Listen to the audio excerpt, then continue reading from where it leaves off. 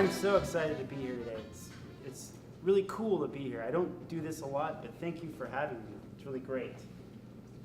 One of the cool things about what I do is I get to use really cool ingredients, and I get to figure out why they're cool. And here today I have some apples.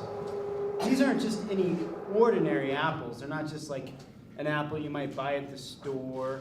These are apples from a special orchard in Provo. So we're going to take these apples and do some simple things and add just one or two ingredients and make a type of ice cream. Yeah. Sort of. If you can believe that. With just the stuff we have on this table. I don't know if you believe that or not. We're going to apply a little Halloween magic, and it's going to turn into something frozen that you'll be able to eat. So let's get started. But first, we need I'm thinking we need 2 volunteers. I'm going to cut these apples. One thing about fruit is a lot of times when we eat fruit, the whole fruit is best, right? So when we learn about fruits and vegetables, the more you do to the fruit and vegetables, the worse it becomes for you. So it's more healthy if you don't do too much to the fruit and vegetables. We're going to do the same thing with the pears. We're going to take out the middle part with the seeds and some of the stem part, and we're not going to use that for this. Okay, so next step. We have our apples.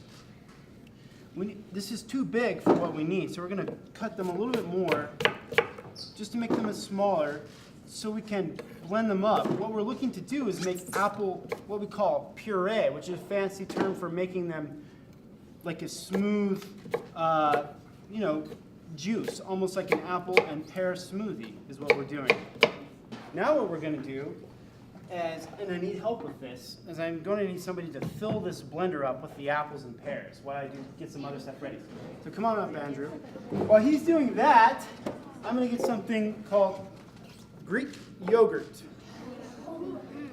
So what's great about Greek yogurt is it has healthy enzymes that help us digest food. And we're going to add that later on to our recipe here. We're going to take this top, and we're going to try to get this to, using a high-powered machine here. Hopefully we can get this to a nice, juicy puree.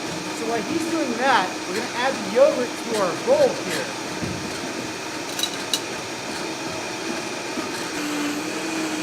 Okay, so we need to do one. We have some apples and pears left here, so we need to do one more batch. So Andrew, why don't you fill up our blender again, and then you can blend the apples and pears down.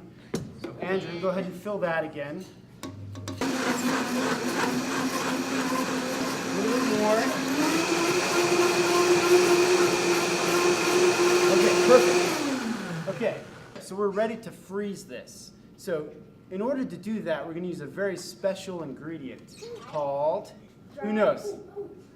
Dry ice? Who else thinks that that's right? No? You think that's right? You do? He is right. It's dry ice. So we have the dry ice here.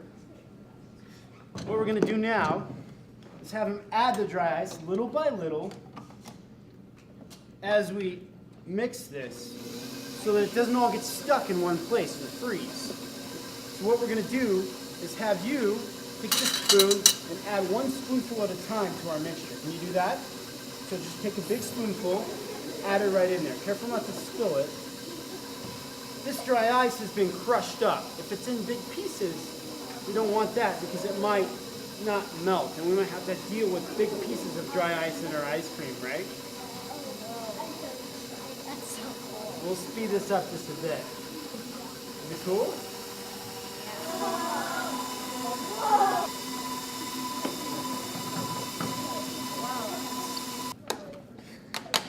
So, here's what we have. Frozen apples. And it kind of looks, if you didn't know any better, like really unhealthy ice cream, right? Look at that. Is that cool? Or what? Yeah. Cool. So with all the things we had on this table, we made some ice cream out of the apples. And I'll bet it tastes pretty good. It tastes like eating an apple. What do you think? With a little bit of yogurt. I have no idea. Well, that's it. So we're done. What do you think? Is that cool or what? All right.